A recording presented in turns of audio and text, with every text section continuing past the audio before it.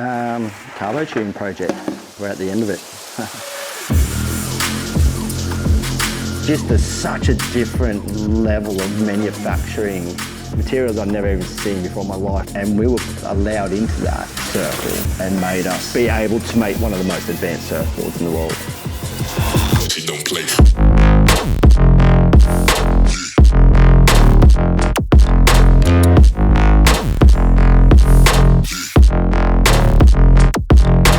This tech, this construction, just is going to give you the liveliness, time in, time out for a long time. That's what you'll get. CarboTune project was 6-7 years ago that we first started this, and it was at the same time that we started the hi-fi construction. We did start with what we were using as hi-fi stringers, and I think it was like, I want to say it was 3K 200 gram carbon, and we're like, let's just wrap that around and get a starting point. And the first carbon boards that I got back was like, was so stiff. I couldn't even put a dent in them. And I'm like, this sucks. But then we opened up a catalogue of carbons, and we're like, oh my God, there's so much more to this than just what we were thinking. So then we just started going through the different, weights and the different, from 3K to uni and all the different angles and stuff like that. And then we started getting something positive out of it, some positive feedbacks.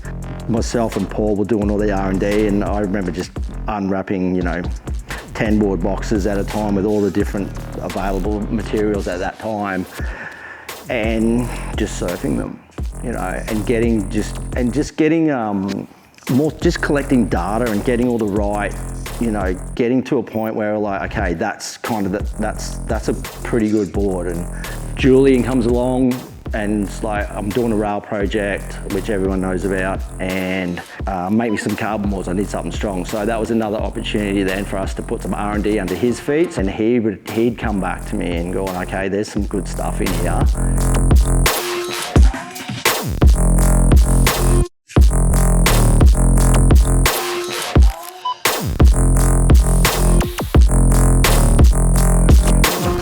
I want to say our next leap forward was when Luke Egan came back to the brand, and Louis had some really one kind of design that he loved, and every time I made him that board, he was like, this thing's unreal. Yeah, little R&D board, full carbon, a couple of little secret fiddly bits inside it, but I've been loving it, so I just keep riding it, trying to pick something wrong with it, and it's been really, really good. Even, just the carbon's got this different flex. It's just, more of a detailed flex. We're gonna have to get the boys some of these to try out because I'm loving it. And it's fine for Luke and I to go, okay, we like this, but give it to every person that we know around the globe in all the different conditions, and let's get the feedback back. It just was a timing thing where they were here for Snapper, they got their carbon boards, and Ryan's like, I just had the best surf out D-bar. Carly was ripping in 2 foot over Fingal with us when we were filming, and Teresa was riding one going, wow, this board's so good. And Teresa had gone on and won a QS on hers. Mateus Semi-Pupo is already putting his in as number 3 in his contest quiver.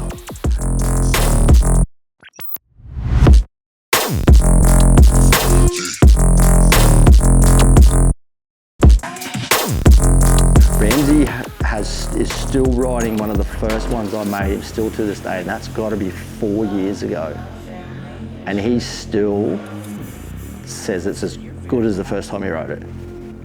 So that's something.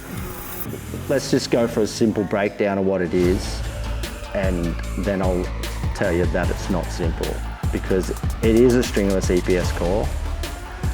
It is a carbon exoskeleton, certain grams, certain angles,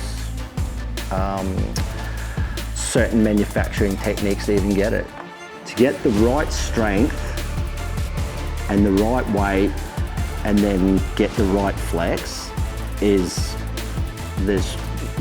mind-boggling on what it took to get to this point.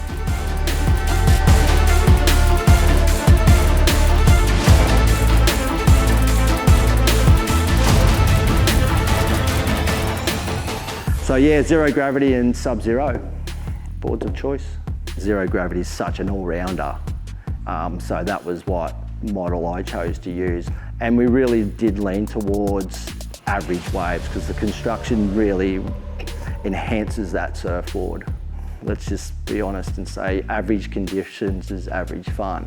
And we wanted to take average conditions and make it really fun.